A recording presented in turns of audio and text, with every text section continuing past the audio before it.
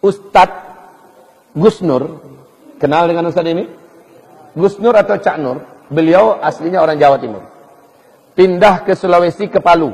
Di Palu beliau buka pesantren. Keluarganya dari sana. Hari Kamis menjelang Jumatnya kejadian bencana, beliau sedang ada di Pekanbaru. Kejadian ini kan hari Jumat. Kamis itu beliau mengatakan, Banser Palu mengadukan saya ke Polda. Lalu tiba-tiba muncul statusnya sebagai tersangka. Cepat sekali jadi tersangkanya. Dan saya dipanggil. Ingat katanya, Allah Maha Bangun, Allah Maha Hidup, Allah Maha Membalas.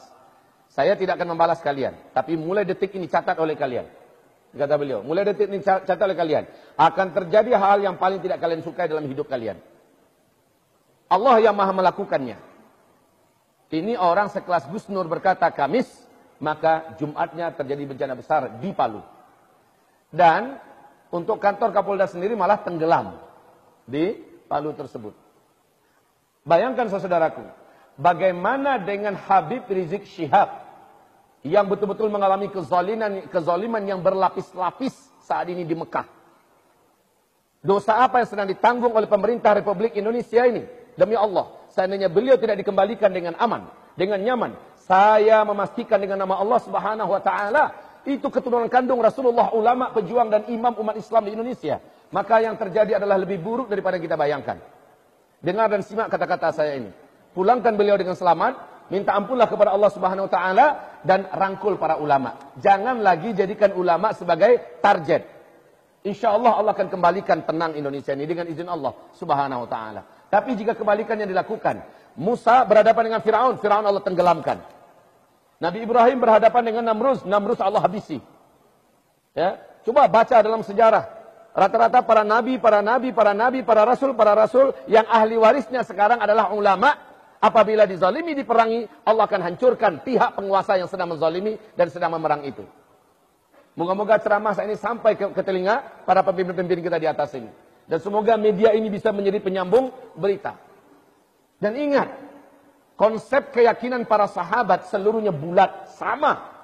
Siapapun sahabatnya bercerita sama. Bila gempa terjadi pada satu negeri, itu adalah azab dari Allah Subhanahu wa ta'ala. Karena penduduk negeri itu sudah melakukan dosa yang hanya Allah yang Maha tahu sejenis apa dan seberat apa dosanya. Tapi dalam sejarah, dosa-dosa yang paling Allah benci termasuk dosa fahisyah.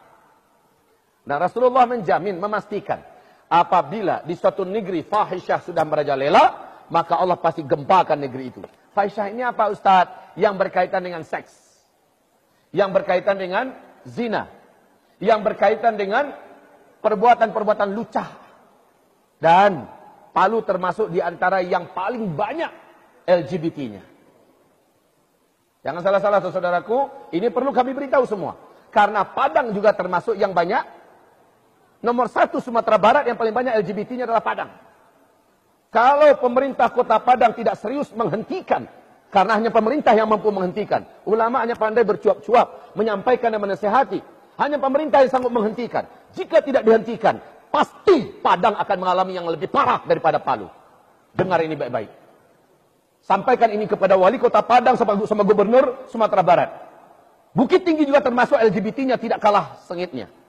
Payakumbuh dan Solok. Saudara-saudaraku, apabila para pemerintah di suatu daerah tidak serius dengan para alim ulamanya, tokoh-tokoh masyarakatnya, rasakan bencana akan Allah datangkan dan lebih besar daripada yang sudah-sudah. Ini tahun akhir zaman. Bila kita tidak bergerak serentak dan bersama, selesai sudah, tamat kita.